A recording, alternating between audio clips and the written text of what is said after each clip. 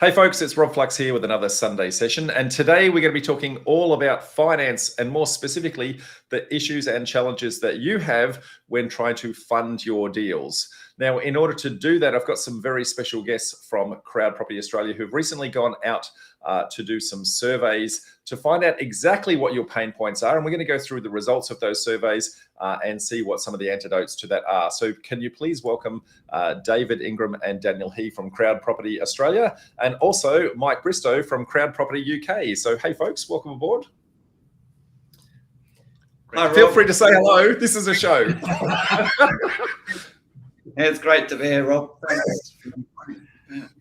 Yeah, as always, a pleasure, Rob, from cold and dark UK. Yeah, that's just an assumption here, mate. It's super hot and sunny out here, so yeah, that's why you guys come over for the tan and the cricket and everything. So, well, let's talk about firstly who is CrowdProperty and the fact that I guess CrowdProperty UK, I guess. You guys started in the United Kingdom and have actually recently come out here. So, Mike, it's probably worthwhile, I guess, you just giving a little bit of an insight as to the background of CrowdProperty, and then I guess where you started in the UK, and then how and why you've transitioned over to Australia. Sure. Well, pleasure as always. We set up CrowdProperty in the UK in 2014. The three co-founders, including myself, found it, quite frankly, a pain raising finance for our property projects. So we felt we could build a better lender. And that's exactly what we went and did. And we go to market, as you can see over David's shoulder there, as property finance by property people. There's a very different space and different promise to property developers. And we think that proposition enhances the probability of success for developers. Brings diverse source of capital to that market, and it's caught on in the UK, and we've now funded well over $1 billion worth of property projects in the UK, and we saw Australia as a really interesting market, not because I'm a massive fan of 7 a.m. board meetings, but because we saw the pains for small and medium-sized developers as very similar, number one, and number two, more acute in Australia. And we felt we could really add value in that market. And we have a brilliant team on the ground in David and Daniel, and the whole team there. And our commitment is to let's build homes. Let's support small and medium-sized developers to build homes, because traditional sources of finance typically fund larger projects and larger developers. The great thing about small and medium-sized developers is you could almost look out of any window and see 5 or 10 opportunities to build homes, right? And that's fascinating. That's why that segment really needs to be empowered, and that's what we're all about. And what's really interesting in what you've just picked up there is that when it comes to statistics with the number of applications that go through to councils here in Australia, somewhere between 80 and 90% of all development applications into council are a 6-pack and below. So it's the small scale mum and dad developers that are doing all the heavy lifting, doing infill development, I guess filling in the gaps. And so there's small, sweet, juicy size projects, but I guess the more commercial funding space has always dealt with the more professional developer that I guess trying to build scale, build entire suburbs or build 200-story complexes, that sort of thing. So you guys are really filling the niche in trying to fund, I guess, the smaller scale developer. Exactly, and we do that by doing it very efficiently. You can understand why major banks find it hard to serve that market effectively. They'd rather do $100 million deal than a $10 million deal or a $2 million deal. Yeah. Whereas the efficient sort of technology platform, ways of working, data analytics, workflow, and all of that enables us to serve that market brilliantly. Yeah. Which then brings us to, I guess, David and Daniel, I guess, CrowdProperty Australia. You guys have only started up in the last couple of years, but you're getting, I guess, massive amount of momentum, solving the exact same problems that Mike was talking about before. Yeah, absolutely. I guess how Mike and I met, really, I was working, my previous business was sold to a large broker group here.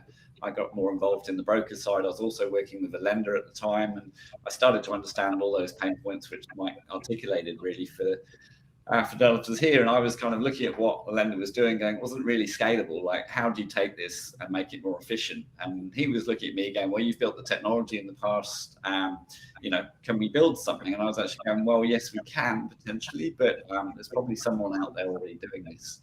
And I guess I went looking for that technology solution to solve those pain points I was living and breathing.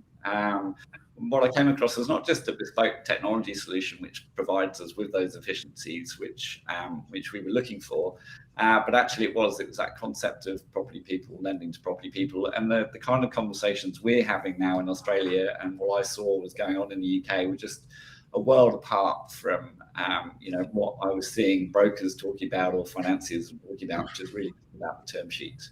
Here we're actually about, reliability of finance, you'll see that comes through in our survey results, but it's all the value adds. How can we help your project succeed? And that starts from helping you identify a project which stacks up right through to seeing a success at the end of the day. So that's the concept of when I went over and met with Mike, and really Mike opened up the business over there to me and my fellow directors here. It was the reason why we knew we had to bring it back here and rope in Daniel here as our property director, who instantly got those problems and why we were trying to solve them. Yeah, and speaking of problems, that is exactly what we've tried to capture in a recent survey out to the community. So thank my community very much for participating in that. But you actually reached out to a number of communities out there and had a massive amount of responses, capturing all of their pain points so that you can, I guess, harness that and then kind of work out how best to serve the needs of those particular people. So we're going to go through some of the results of those pain points today, but how many responses did we actually get out there? And, what was the broad range of, respondents? What kind of categories did they come from? Yeah, absolutely. I mean, we've got a very good response. I think just under 400 responses from all the groups. And in terms of completed response, we're looking at around about 260, 267. And what's important about that is that the number of responses actually gave us a good confidence level. So it allows us to have 95% confidence level as well as a 7% margin. So the statistics are really meaningful. So from that, we're able to extract some data that we're very pleased to share with everyone today. Very good. Well, with that said, now, normally our Sunday sessions, we don't go into presentation mode, but we are going to do some slides just because the information is better served in a graphical format. Otherwise, you're going to hear us rabbiting on all day. So that said, let's have a look at some of the implications, the responses. So first one is really, where are the number of people from doing actual developments located that are actually seeking funding? So that one's pretty clear that, largely the Eastern Seaboard, where 80% of Australia's population actually exists. So that kind of just makes sense in that sense. But clearly there are still people doing deals all the way around the country though. Yeah, correct. And it's also important to know that the majority of people are doing their deals in their own backyard, which also makes sense, right? So the Queenslanders are doing deals in Queensland, the New South Welshmen are doing deals in their own backyard. So that makes sense. You're able to drive to your sites, you're able to eyeball your sites, and you're able to attend meetings on site as well. And I get lots of people asking me, living in one state, saying, should I do deals in another state? The answer is no, folks. Do it at home. Do it where it's convenient. You don't want the added complexities of flying across borders and can't get to site for days or weeks. Do it at home. There's plenty of deals everywhere.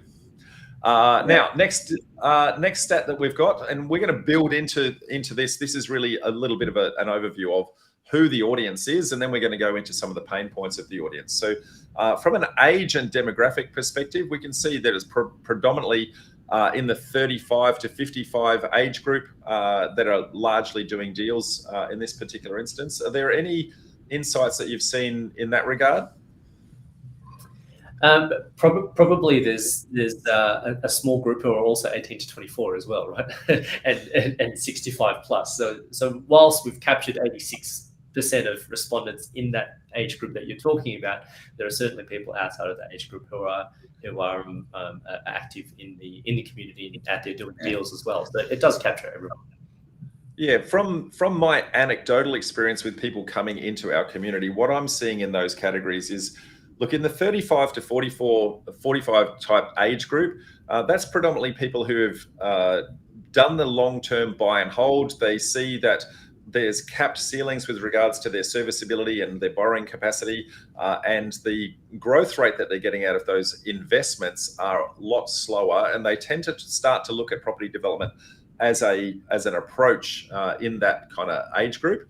When we start to see them in the 45 to 55 year group, these people are getting to the point where they're going, actually, I'm starting to run out of time, and if I don't do something about where I am right here, right now, it might be too late. So that's where we start to see the different philosophies of people actually coming in and the different attitudes that they actually have to deals. And it's interesting how that reflects in some of the stats that come a little later in what we have. So what about this one, guys? Yeah, so if we differentiate between the different colors here, so in green, we've got developers who have completed 1 to 2 projects. So that's in the green. The blue, the developers have completed 6 to 10 projects. And then the pink or the red in this instance is 10 projects or more. So it makes sense, right? So as we become more mature, we have more experience, we've done more projects, and simply just because there's more time elapsed here. But you can also see in the 35 to 44 group that almost 20% of people there have actually done more than 10 projects. So if you were picking out an overachiever group, that's probably the overachievers. Now, I know, Rob, there's a few people in your group who's sitting in that 25 to 34 group who I'm sure have done more than 1 to 2 projects. So they be in the top sort of 5% of overachievers as well. But it's interesting to see that pattern that 65 plus, majority have done 6 projects plus, and sort of 35 to 44, probably half have done 6 to 10 projects there. Yeah, absolutely. So, and then, sorry, my mouse has just gone astray there. What about this full-time developers being overrepresented in certain areas? So talk me through this one. Just because the legend is a little bit tight, it's probably easier for you to talk through. Sure. So we've broken it down again into the number of projects. So 1 to 2 projects on the left-hand side, 6 to 10 projects completed in the middle, and more than 10 projects on the right-hand side. And this is where it gets interesting. The green graph is where the developers are full-time. So you can see that as you become full-time, the number of projects goes up. Right? So well represented in the 6 to 10 projects, very well represented in the 10 projects plus. The next column, which is the aspiring full-time property developers. So these are part-time developers who want to become full-time developers. So a lot of them have done 1 to 2 projects. You've got some that have done 6 to 10, and you've got a few that are more than 10 projects there. The interesting thing, I think, to take away from that is if you want to be doing more projects, it's important to give it more time, more focus, and there's no better way to do it than doing it full time. And again, anecdotally, what we see in our community is that most people will do that as what we call a side hustle. So they'll do that part-time until they get 2 projects completed. They've got an income from their day job. They've got an income from their property development job. It builds up their nest egg. It builds up their confidence. It builds up their resume before they take the plunge in order to do that. And that nest egg then starts to serve them as they draw down negatively while they put food on the table and fuel in the car, that sort of thing, while they run their next project. But it buys them time. And so we see that transition typically around the 3rd project is where people are starting to look at do we want to actually become a full-time developer? And hence that's what you're seeing, I guess, here is the transition. Some people take a few more projects because of just confidence, hey, maybe I want a couple more under my belt just to feel that, whether it's keeping myself happy, keeping my spouse happy, that we're not overly taking too much risk. But it takes a few projects to get so it's not get rich quick, folks, but it is get rich. So it does take some time to actually get there. And that's very consistent with the UK market as well. And I'm sure I'd assert many markets as well. Where do the small and medium-sized developers come from? Well, they're getting into it, they're phasing into it, and that's all very rational and well risk managed in many ways. Yeah. What about this graph here, folks? Okay, so here we differentiate between, on the left-hand side, the learning about property. So time spent gathering information, time spent going to courses like yours, Rob, on property, versus on the right-hand side, actually developing, so actually doing active value add deals. And again, we differentiate them between the number of projects completed. So the first bar is 1 to 2 projects, the second bar is 6 to 10 projects, and then 10 projects plus at the end, which again makes sense, right? The more time you're spending in property, the more time the more deals that you're doing, and the more time you're spending in property development. But what the interesting thing here is the slight lag between the amount of time spent learning about property versus actually doing deals. And if we take the 1 to 2 projects as an example, we can see that predominantly we've got 1 to 10 years as the predominant amount of time spent learning about property. But when we look to the right-hand side, we've got around the same exposure, around 1 to 5 years in actually developing property. So if you take into account your average deal takes 2 years to complete, 18 months to 2 years, then that lag should be around about that 3 to 4 year mark between you start learning about property to then actually doing it. Is that what you're finding as well? Well, absolutely. So people have to learn a new trade. So you don't just go out and become a surgeon. You go and do 8 years of university. You don't just become a tradesman. You do 4 years worth of apprenticeship.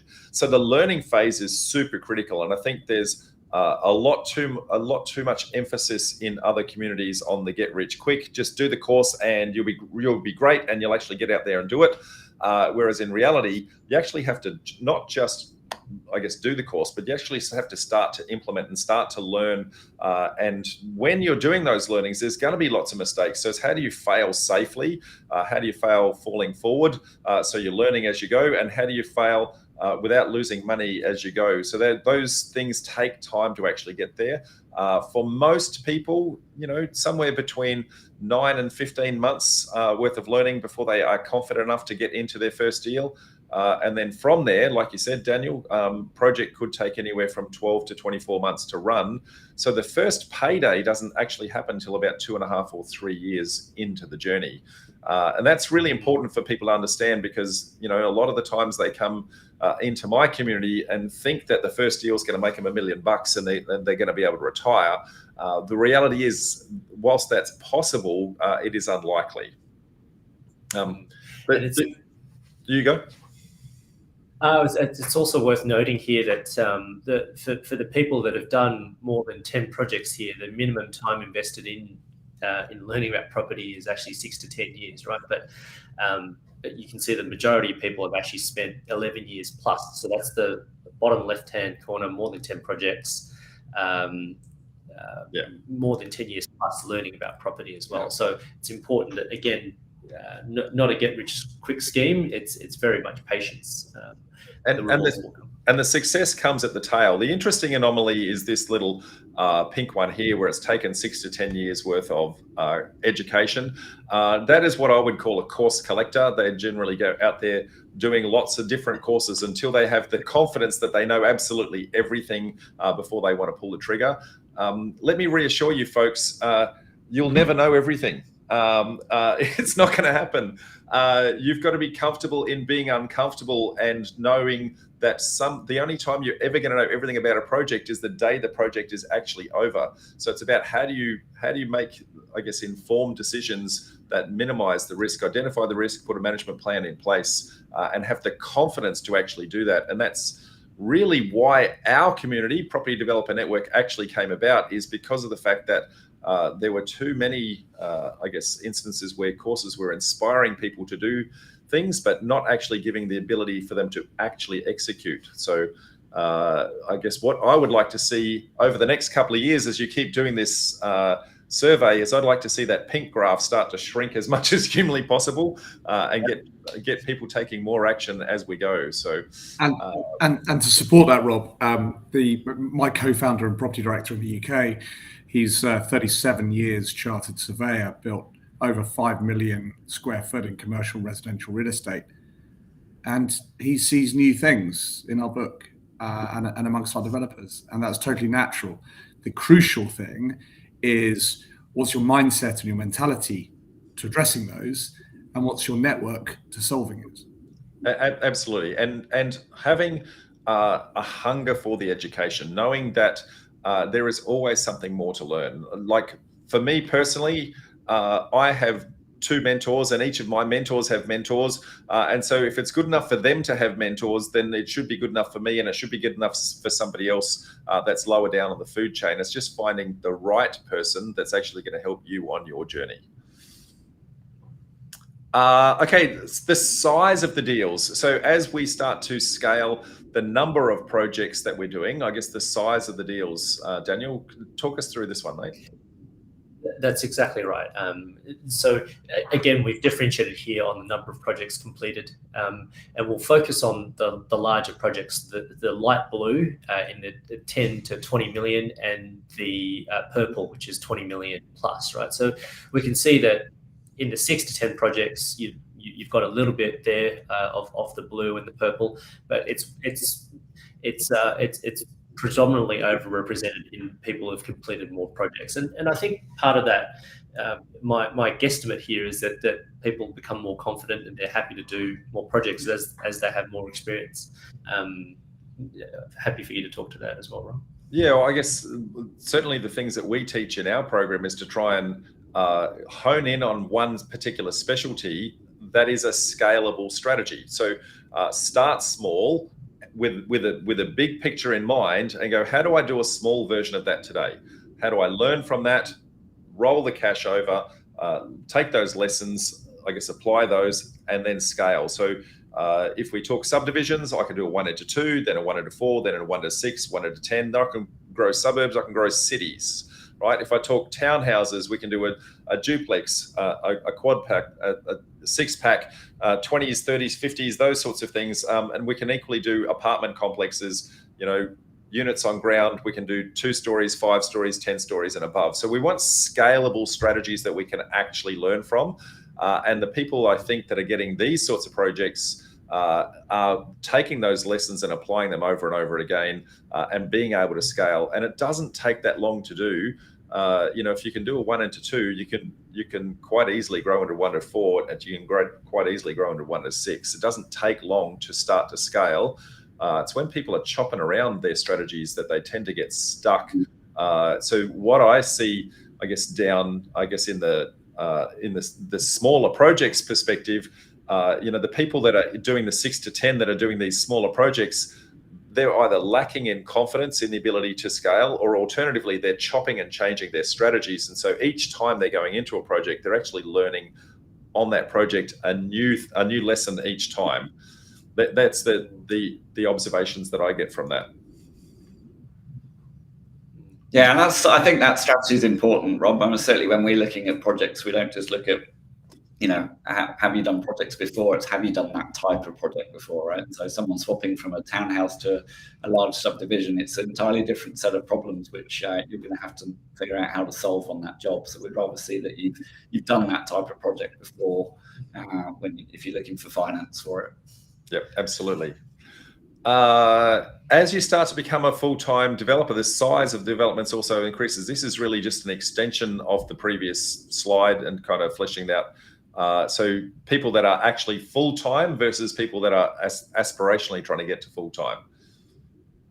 So correct, yeah. So on the left-hand side, you've got the full-time developers. You can see that predominantly their projects are 3 million plus with good representation in 10 to 20 as well as 20 mil plus, right? So that's the full-timers. The aspiring full-time developers, so the part-timers, you can see that there's a bit of a cap there, and the cap predominantly sits at that sort of 5 mil mark. And you've got quite a few projects in the very small size as well. So again, the importance of focus and also the importance of scalability for doing larger projects. Yeah. And I guess what are the kind of stock that they're actually trying to create? So we can see a little bit of a graph here of, I guess, a whole variety of different development strategies that people are using across all those different communities, from residential brand new builds, which is predominantly leading the charge. So this could be, I've lost my mouse. This could be spec homes, it could be townhouses or units, and then land subdivisions. And then we've got, I guess, our renovators who, I guess, are trying to do some quick flips and the like. And then we start to get law of diminishing returns on the number of projects that are actually out there.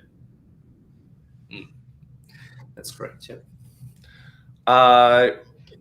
Where are they raising their capital from? That's really I guess the question that's coming from this one, I think. Oh, sorry, what's the thing stopping them? Sorry, my mistake. What's the thing stopping them from scaling? Yeah, so the biggest single most important factor from the survey was raising project finance, and specifically debt finance. This was overrepresented by, we're talking almost 60% of people have said that was the single most important factor to stopping them from building more homes. And it's very important, because if they can't get finance, they can't build more homes. It's as simple as that. But there's also other ones which come in second and third, which are raising equity as well as part of that equation.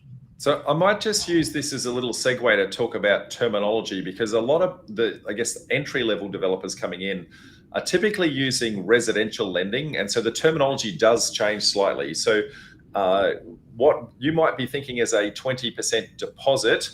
When you go into the commercial world, the word deposit gets exchanged for the word equity, and the amount of that equity tends to grow depending upon the project, 30%, 40%, etc.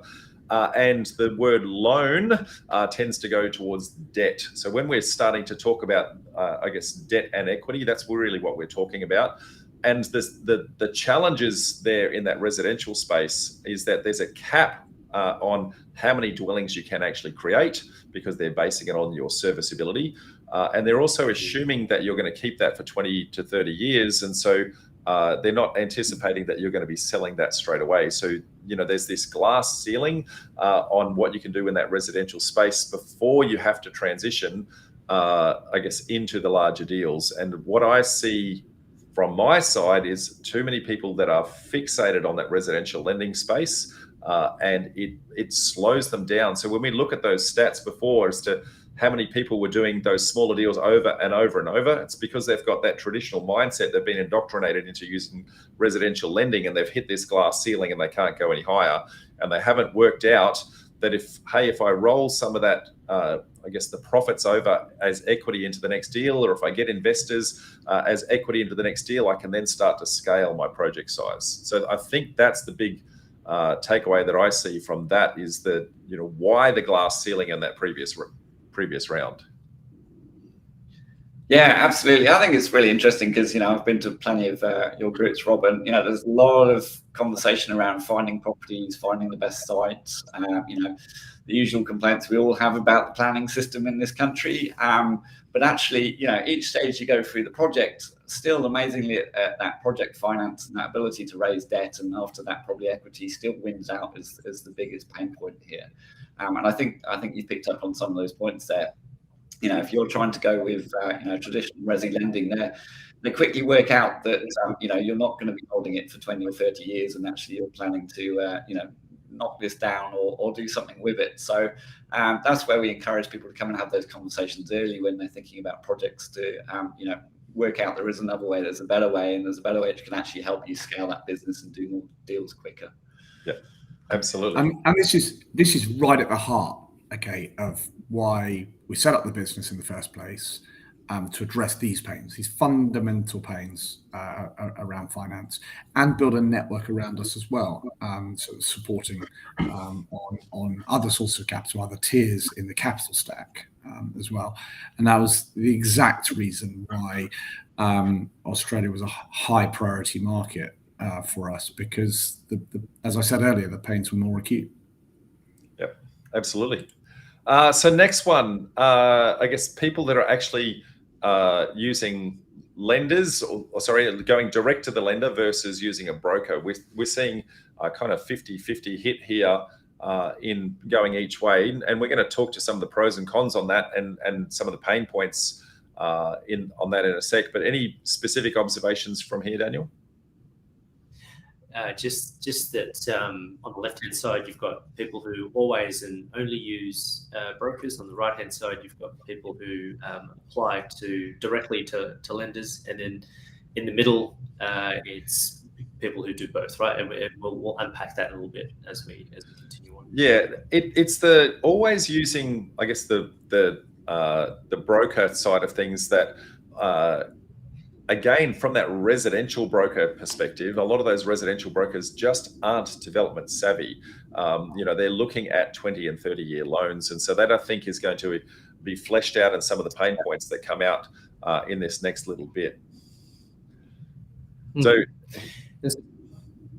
sorry, go ahead. No, I was going to say this is more talking about, I guess, why they, do or don't like using brokers. Exactly right. So we sort of unpack that a little bit more, and we ask, well, if you don't use a broker, why don't you use a broker? And the top three there is building that relationship with the lender directly.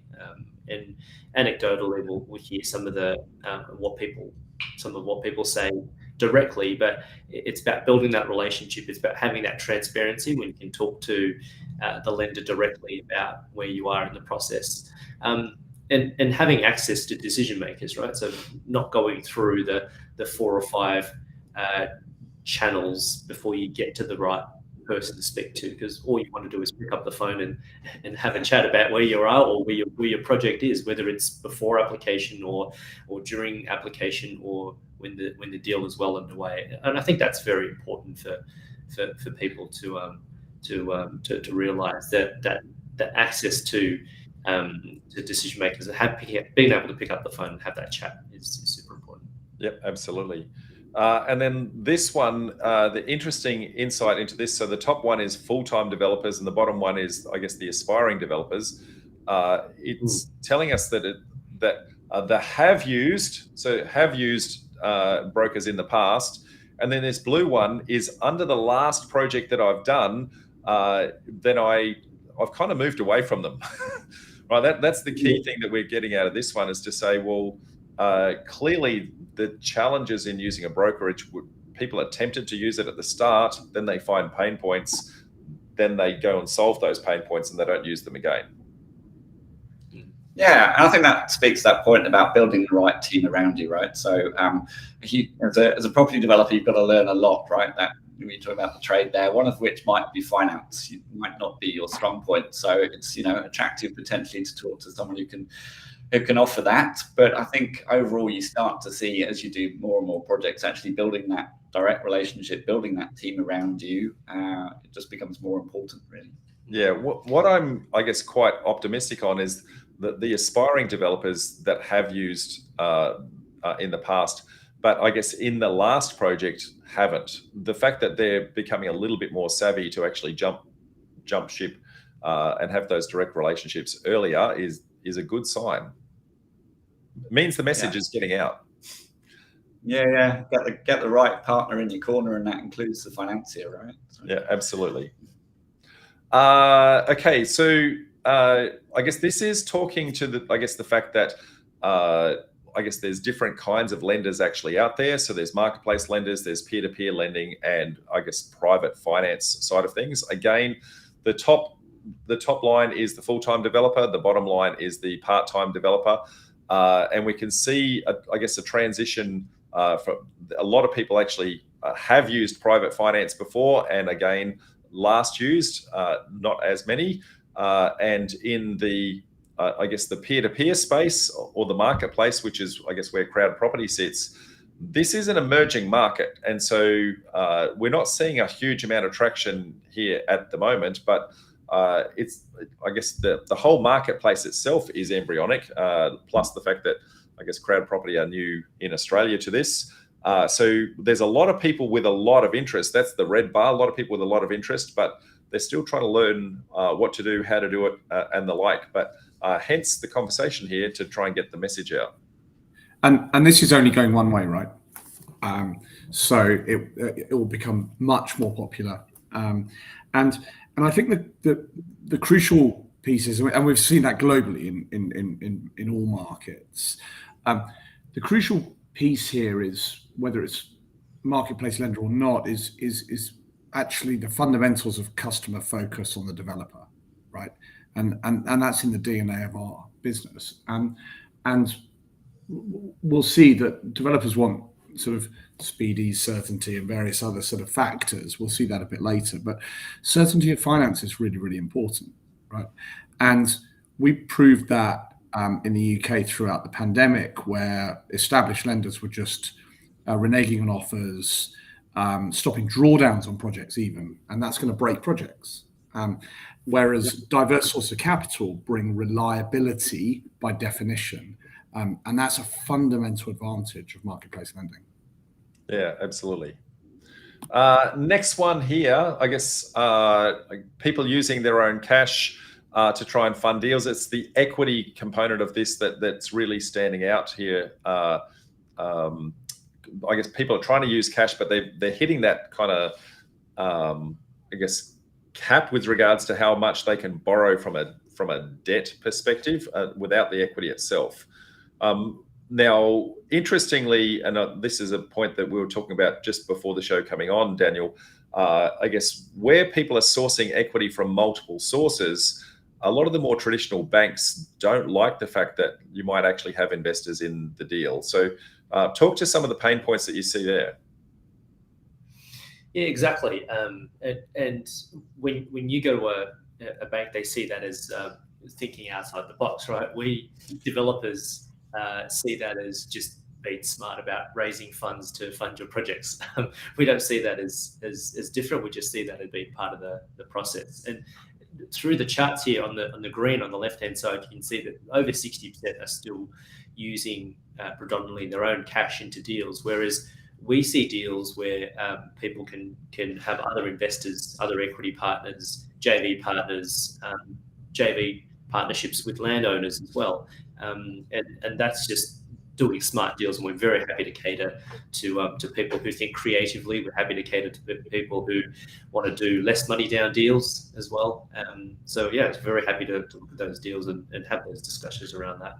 Yeah, I mean, ultimately, if you relying on your own cash, there's a limit, right, of the number and size of those deals which you're going to be able to do. So as part of the educational piece, to look at, how else can you do deals, right? And joint ventures is obviously clearly popping up there, but I know, Rob, you talk about other ways that you can do, no money down deals, other options you can take exactly to get into them. Yeah, well, I guess when talking about that low or no money down, there's about 7 different ways that we teach people that you can actually, I guess, control a property rather than owning it. By controlling it, you can, I guess, either defer some of your costs to later in the process, or in some instances, completely avoid some of the costs as well. So all of those are super creative, but even in those instances, there are going to be times where you still actually just need some hard cash. And so raising equity, I guess it then becomes the challenge to then make the lender happy from the debt perspective, because they want to make sure there's enough security in the deal to actually protect the primary lender. So there's a whole bunch of challenges that sit around that, and raising capital, I guess, in Australia is very litigious. There's rules with ASIC, there's rules with APRA, there's I guess a whole bunch of things that sit in around that, whether or not you need an AFSL license, do you need product disclosure statements, all sorts of things like that, to the point where we've actually run a 3-part series in our meetups. So if you are an annual member at all, then you can actually go back. The last events in Brisbane, Sydney, and Melbourne have all been, I guess, a 3-part series to actually talk about what you can and can't do with regards to raising equity, how you can actually achieve that, what you can and can't say publicly about how to raise money, how to actually put your structures together in order to do that. All that equity then becomes the security that people like yourselves need in order to fund the debt component. So it's an important 1-2 combo that people need to actually understand, that you know, it's not just the debt component, but you need to have the equity as well. Absolutely. And when people apply to finance with us, I mean, you hear people almost expecting us to say, no, these creative deals. Well, we love it. We are happy to have those conversations. We're happy to have a chat. So if you're not sure, do feel free to. And some of the more traditional bank lending institutions don't like the fact that you might have an investor with a second mortgage on the property, or I guess the ability to lodge a caveat against your property and things like that. You know, they're very, very protective of the fact that they want to be, I guess, the last in and the first out. So they're, you know, taking the least amount of risk in the process, whereas people like yourselves are actually sharing in the deal, in the success of the deal. Yeah, indeed, Rob. And there's pro formas we have in place for those sorts of situations, like intercreditor deeds, for example, which can facilitate that. We still need to see that you've got plenty of skin in the game. We want to understand your motivations for doing the project almost as much as does the project stack up financially. So there's other things we look at. I guess that's just the nature of being a bit more specialist in this space than just ticking boxes as a generalist lender. Yeah, I think that's a good example of property finance by property people at its core, right? Absolutely. Yeah, absolutely.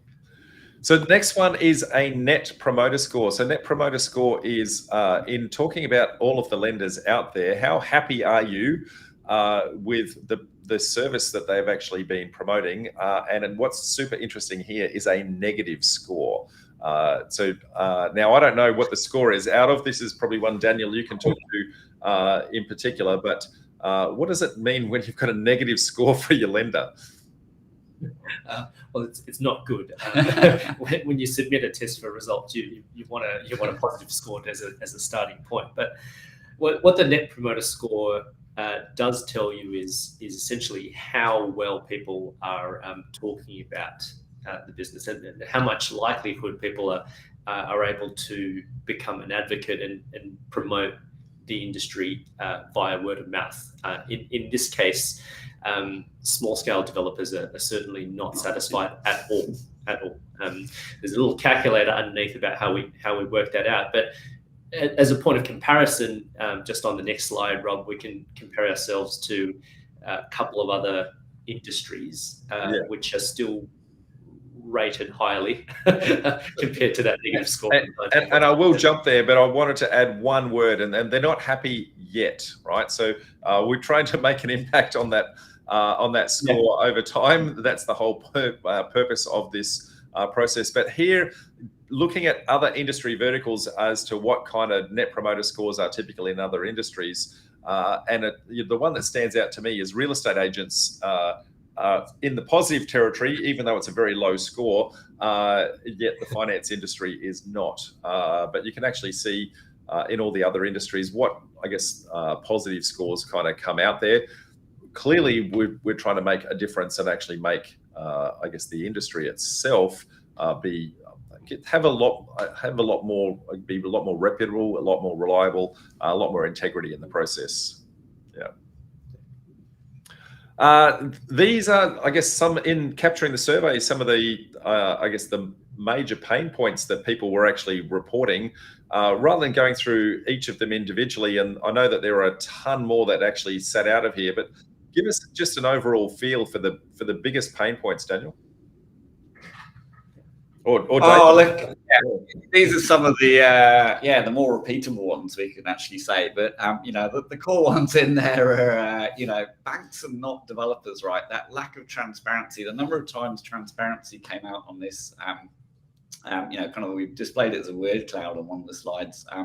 It's just true. So the lack of transparency, hidden fees, the ease of approvals, they're just all genuine pain points which we hear over and over again. These aren't a surprise, and given that -19, these are some of the when we start to unpick them, they're the reasons why dealing with lenders is just painful for many. Yeah. And as you said, these are the quotable ones. There are a few four-letter words that are not to be repeated here, but Mike, would you say that's similar to what you've found in surveys you've conducted there as well? So similar. So similar. And this is what brings it to life, right? We can score and quantitatively score the sort of options that we present in front of people, but when it's sort of unprompted qualitative insight like this, it really highlights the sort of the pain in the market, and in some ways you get quite emotive words out of this as well.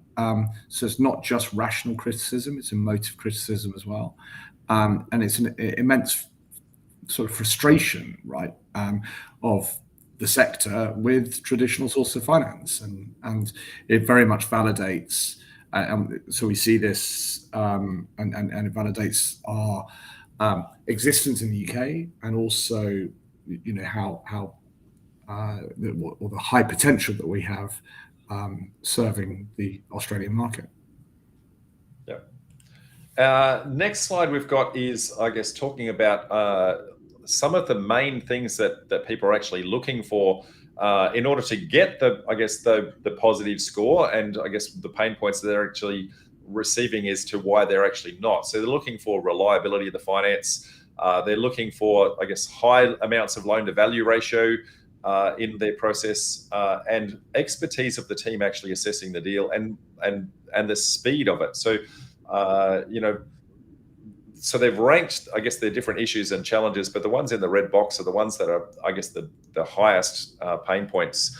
Any particular things that you guys see in coming, I guess, through your world, I guess, to either reinforce this or otherwise? I think this bears out a lot of those comments earlier, right? So we take some of those probably hygiene factors. You want finance to be reliable. You want to get a loan amount, but after that, you actually want to talk to someone who understands your project, what it is you're trying to do, how you're trying to achieve it, right? So that's the expertise in the team. You don't necessarily want to be talking to a generalist who, 1 minute they're probably talking about commercial finance, the next minute they're talking about something entirely different. So speed is also important, and we'll draw out why that is, and why working with a lender who can help you grow your business. You're not waiting 6 months for a decision to be made and then finding that the terms change on you. And I think that speaks to the next point, which is transparency. There are so many gotchas out there. I think you asked Rob, what is it we see in your insights? I think Daniel and the team here spend so much time sitting down with people, comparing term sheets side by side, and actually explaining, they might say, commercial finance, your rates look high. But when you actually sit down and work through some of the other gotchas which fall into term sheets because of that lack of transparency, we almost have to explain, have you paid your $5,000 or $10,000 commitment fee? You haven't. Okay, well, you haven't had these additional fees explained to you yet. There's so many opaque practices in this unregulated industry, really. So that transparency bit, sits up there alongside reliability of finance almost, which is really interesting. Yeah, absolutely. Which then you talk about speed of the finance, that kind of lends into this next slide here, which is then when is it that you should actually come and speak to your financier? So this is when people are actually doing it at the moment. So and most people we can see in the green are actually coming at the point where they've actually got their planning permits in place or their development approvals in place, and they're trying to get to the point of actually doing construction. So at this point, they're kind of halfway into the deal, whereas there's many other opportunities into the process to actually engage.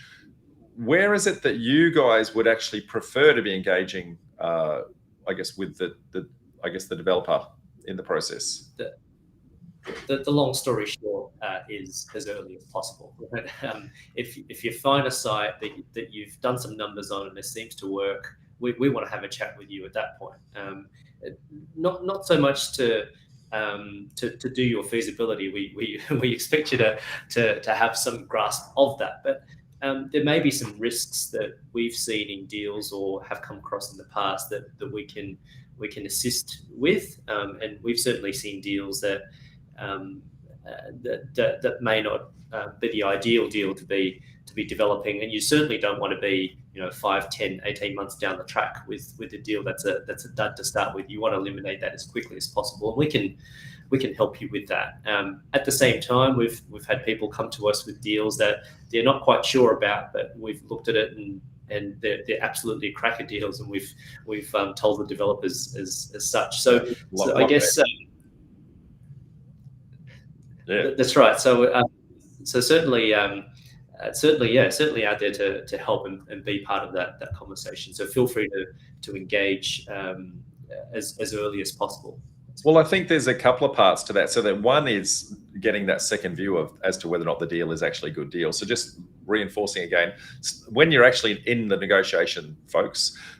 So one, it's reinforcing, hey, it is a good deal. But the second one is actually understanding, well, what are the terms that I might actually get my finance under? Because that may impact or influence how you actually negotiate on the deal.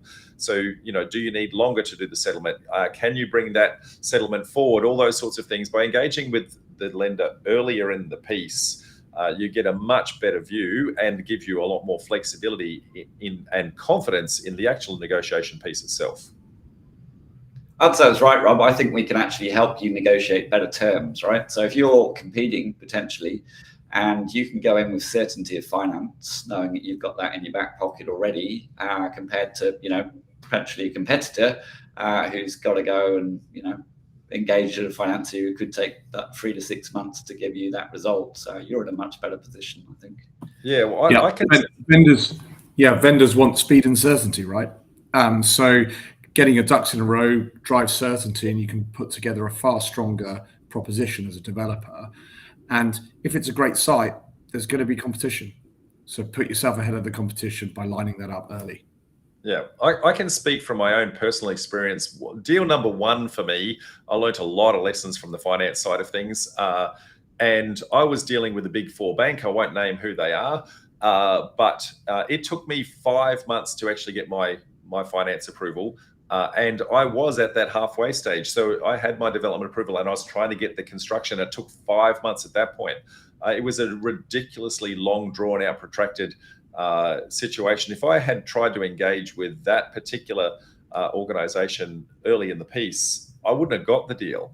It was one of those type situations. So having a lender that is fast and nimble and has that speed in the approval process and is encouraging you to come early and be responsive. What's some typical response rates from if somebody comes and actually says, hey, I'd like you to have a look at this deal, what's your typical turnaround times? Yeah, so once the developer sends us through things like an IM and a feasibility, we can generally turn an indicative offer around in about 72 hours. And when you're comparing 72 hours to your experience of 5 months, it's absolutely chalk and cheese, right? Yeah. So there's obviously still some, some checkpoints that you got to do, dot the I's and cross the T's and those sorts of things. But to even know that you're in the ballpark inside 3 days is, that's gives you a massive amount of confidence from a funding perspective, from a acquisition perspective, and know exactly what sort of terms you can actually go in with. Okay, next one. I guess speed. So time spent on core activities for the developer.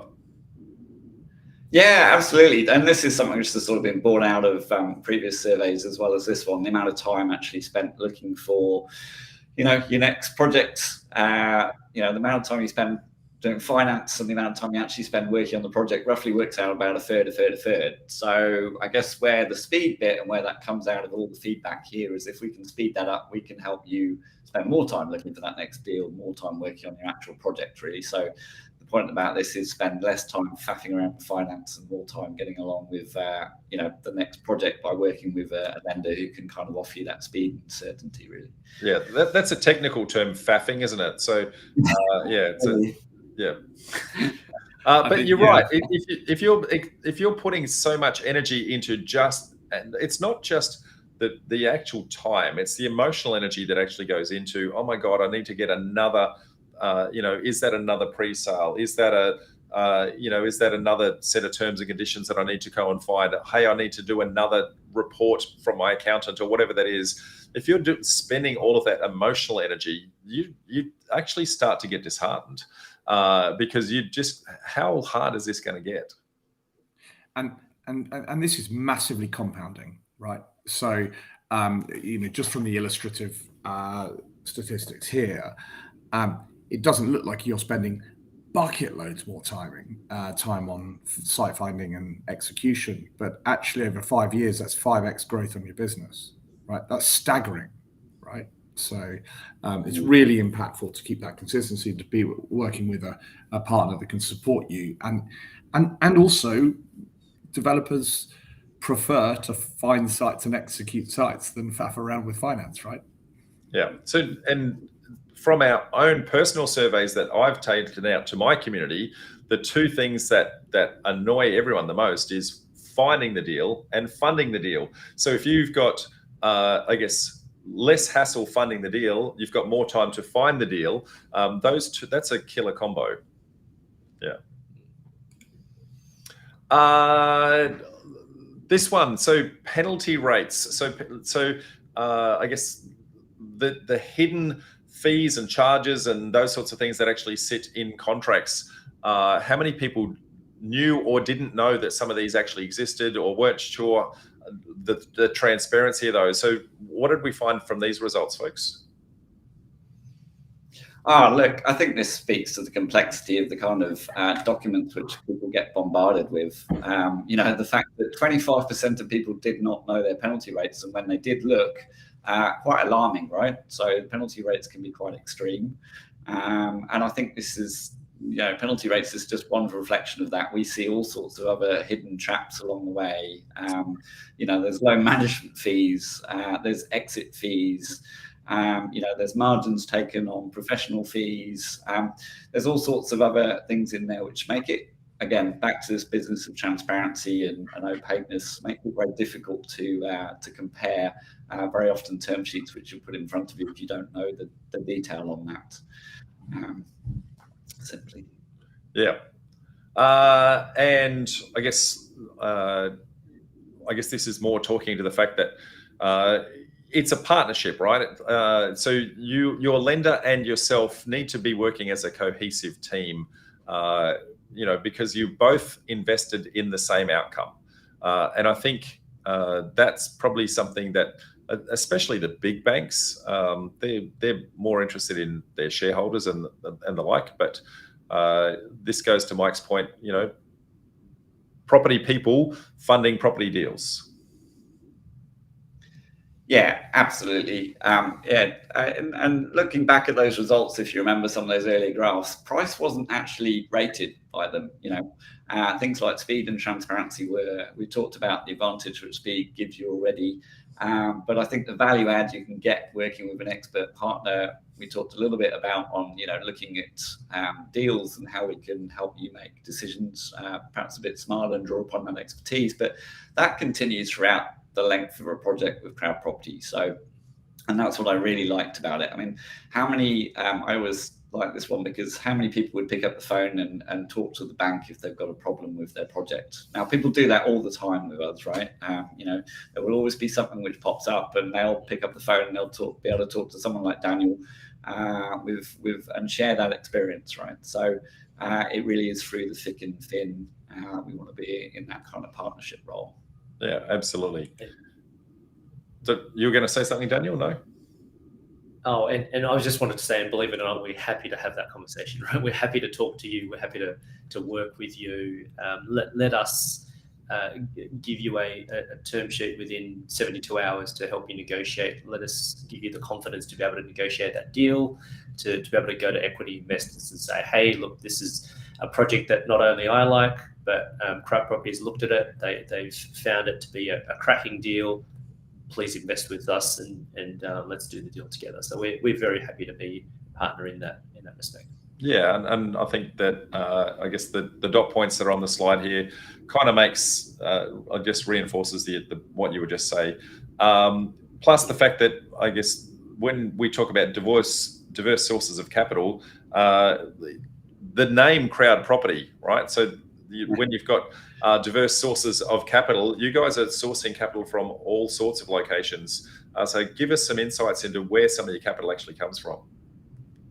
Yeah, I'm actually really excited to be able to say this. So when we launched here, as you know, Rob, in Australia, for compliance reasons, we had to start with wholesale investors. So sophisticated investors had to pass that test in order to be able to invest in projects on the platform. But as of actually last week, we've been able to open this right up. So everyone, so if you think about anyone you know, could potentially come in and help you fund your next deal on the platform.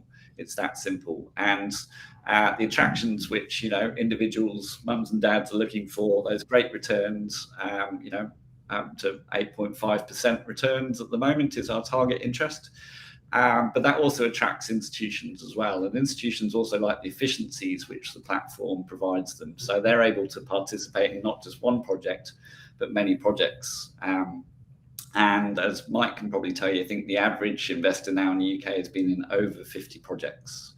So I don't know of another way where you can actually access, you know, great returns, secured by first mortgage, diversified across such a range of, you know, quality project opportunities. So that in turn attracts more capital. So it's a kind of a win-win, really.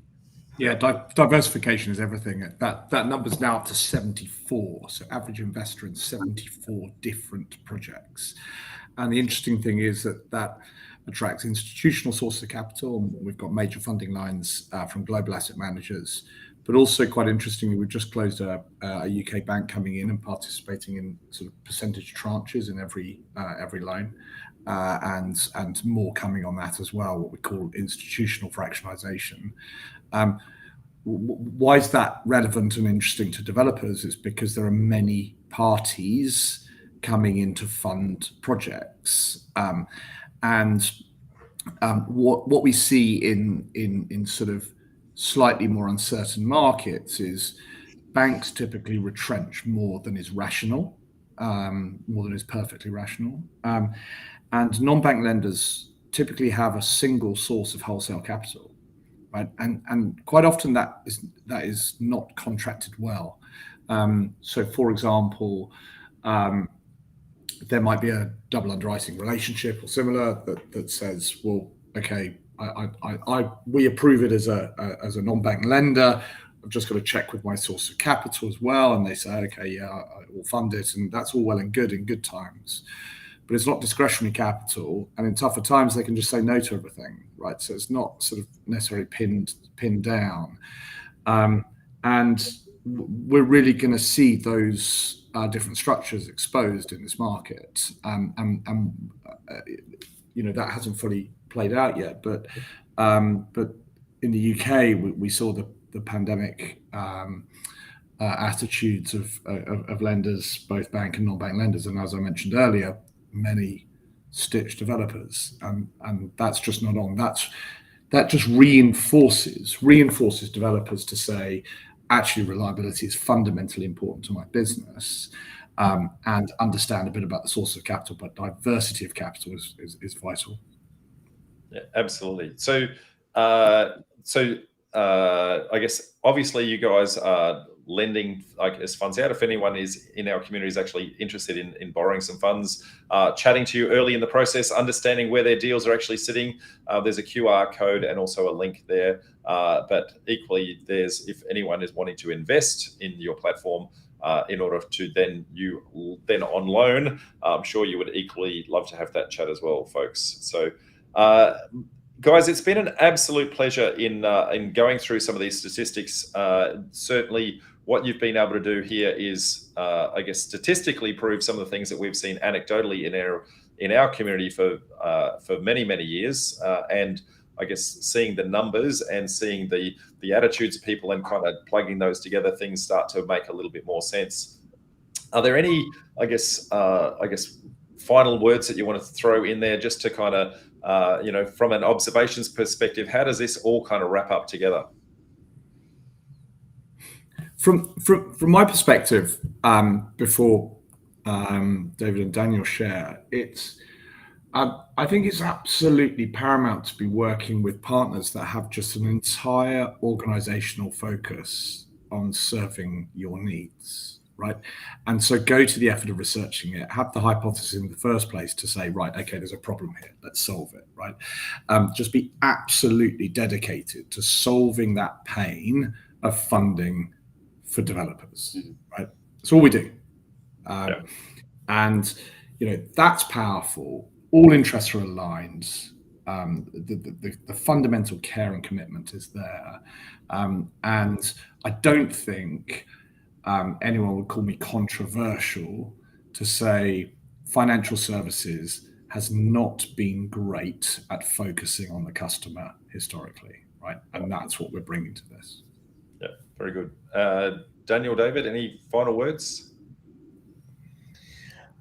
Probably just to say that, once people have learned their craft with you, to go out and actually do projects, to go out there, make those offers, be in the market, but don't do it alone. Like we're here to help you achieve that. We're here to help you go through deals, negotiate, and really find the duds from the absolute winners, right? So it might feel lonely at times as a developer, but you don't have to do it by yourself. Yeah, and equally, you're happy to look at people on their first deal. They might have just come fresh out of an education program, and you're happy to look at them at their first deal. I guess give them, a couple of pointers and tips as you go. I'm sure that you see many people with their first deals come past your plate. Yeah, absolutely. And we will.